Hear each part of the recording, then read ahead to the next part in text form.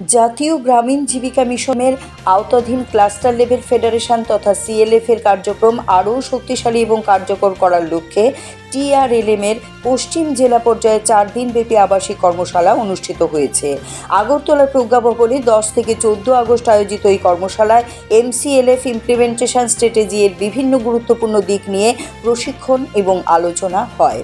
কর্মশালায় সিএলএফ এর কার্যকর বাস্তবায়ন, সুশাসন, আর্থিক শৃঙ্খলা, সদস্য প্রতিষ্ঠানগুলোর সক্ষমতা বৃদ্ধি এবং গ্রামীণ দরিদ্র পরিবারের সামাজিক এবং অর্থনৈতিক ক্ষমতায়নের বিষয় গুরুত্ব পায়।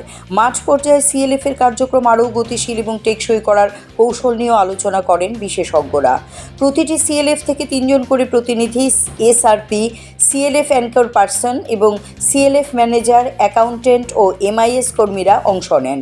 কর্মশালায় বিভিন্ন সিএলএফ এর আর্থিক কার্যক্রম, সাফল্য, চ্যালেঞ্জ এবং ভবিষ্যৎ পরিকল্পনা পাওয়ার পয়েন্ট প্রেজেন্টেশনের মাধ্যমে তুলে ধরা হয়। টিআরএলএম এর পশ্চিম জেলার মিশন কোঅর্ডিনেটর অভিনন্দন দেব বলেন, এমসিএলএফ এর বাস্তবায়ন কৌশল আরও সুসংহত করা, সিএলএফ এর গুণগত মান বৃদ্ধি এবং কমিউনিটি প্রতিষ্ঠানগুলোকে স্বনির্ভর ও কার্যকর করে তোলাই কর্মশালার মূল উদ্দেশ্য। সমাপনী পর্বের আগে অংশগ্রহণকারীদের সঙ্গে মত বিনিময় করে প্রশিক্ষণ থেকে তাদের অর্জিত অভিজ্ঞতা ও মাঠ পর্যায়ে তা প্রয়োগের পরিকল্পনা সম্পর্কে জানতে চান অভিনন্দন দেব।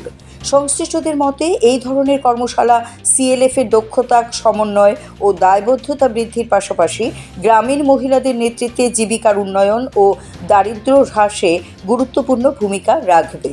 Tripura rural livelihood mission West Tripura ডিস্ট্রিক্টের পক্ষ থেকে আমরা আমাদের 31টা সিএলএফ আছে, এই সিএলএফগুলোরে আমরা যাতে আরও বেশি স্ট্রেনথেন করতে পারি, শক্তিশালী করতে পারি, তার উদ্দেশ্য নিয়ে আমাদের 4 দিনের একটা ওয়ার্কশপ শুরু হয়েছিল এখানে 10 তারিখ থেকে। আজকে এটার লাস্ট ডে।